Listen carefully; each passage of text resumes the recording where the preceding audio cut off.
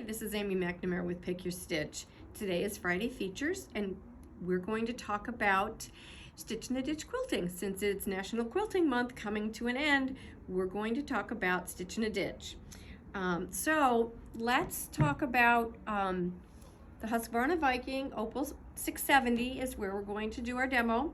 It has an 8.5-inch bed, which is still very good when you want to quilt. But let's look at the Stitch in a Ditch foot. Okay, this is the regular Stitch in a Ditch. It's a clear foot. And take a look at the size of that hole in the middle. This is the regular one. A reason you would want a clear one is so you can really see as your fabric is going down along your feed dogs and stitching. This is the adjustable Stitch in a Ditch foot, and you can see that the hole is much bigger. This allows you to go like 3 ticks to the right or 3 ticks to the left, so you can adjust where your ditch stitching will land. All right, so I'm going to put the adjustable one on the machine. Okay, so to use your Stitch in a Ditch foot, you line up the guide in the middle of your stitch.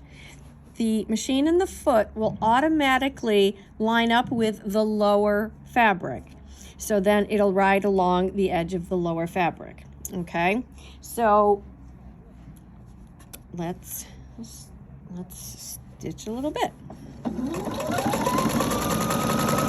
You're just gonna guide it down that ditch, okay? Okay, so you can see the white thread going down all the way along the ditch. Now, if you're new to stitching the ditch and you think it's not going to hit exactly where you want it, you can adjust the position, like I said, of your needle. You can go 3 ticks to the right, 3 ticks to the left, and you're still not going to break your needle because the hole is big enough on the adjustable Stitch in the Ditch foot. All right, so let me talk a little bit more about Stitch in the Ditch. Is a great method of quilting for beginner quilters. You don't have to worry about, free motion designs and everything, but you can just, stitch in the ditch along your fabric, and it's going to be a good enough quilting method for you. Experienced quiltists also will use Stitch in the Ditch. I do, because what I want to do is it'll lock the quilting. Say I've pinned it and then I stitch in the ditch, then I can take all the pins out where I'm now going to go and do more in-depth quilting, because I have now locked down the quilt tighter, so it's not going to pucker as much. Okay, now we're going to just do a little demo and talk about pivoting with your Stitch in the Ditch foot. You will go along and you're going to guide through the ditch down to where you hit the corner.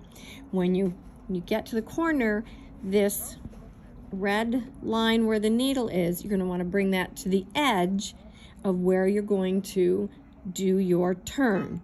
Okay, so let's stitch in the ditch.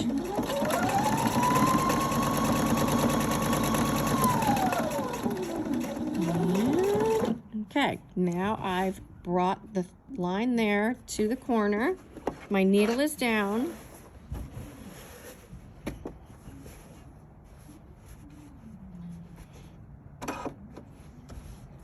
Okay, now I turn to my corner, and once again, the ditch lands in the lower part of the seam. Okay, so cut our thread, the presser foot.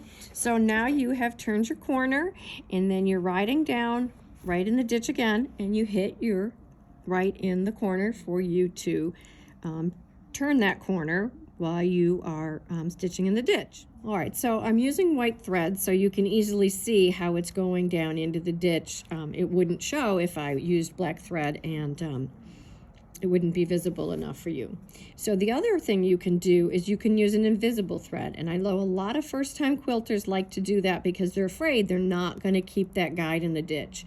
So if you use an invisible thread, you can use a clear invisible thread, or there is a smoky color also. So it helps, you won't see stitching in the ditch. So this is Friday Features. We talked about Stitch in a Ditch today on the Opal 670.